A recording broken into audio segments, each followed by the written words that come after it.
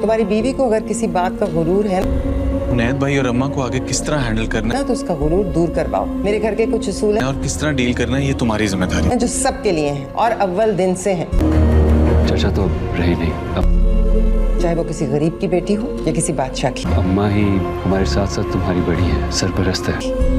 नूरबानो, हम चाहते तो यही थे कि ये बात इतनी तमीज किस बात की है भाई? शाह महल अम्मा के नाम को दिया जाए। मुराद के थ्रू हो, लेकिन पता नहीं हमारा भाई तुम्हारे कौन से जादू के शहर में है कि ये डॉक्यूमेंट्स हैं हम सबका मुश्तरका फैसला है कि उसने इस बात से हाथ हटा लिया है। साइन कर दो।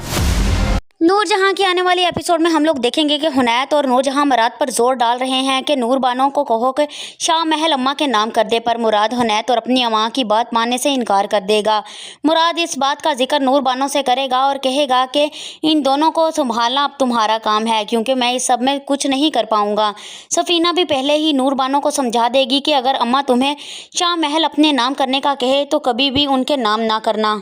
फिर हम देखेंगे कि सब लोगों को इकट्ठा किया जाएगा, जहां हुनैत नूरबानो से कहेगा कि हम ये बात तुम्हारे शोहर से कर चुके हैं, पर तुमने पता नहीं उस पर कौन सा जादू किया है कि हमारी कोई भी बात नहीं मान रहा।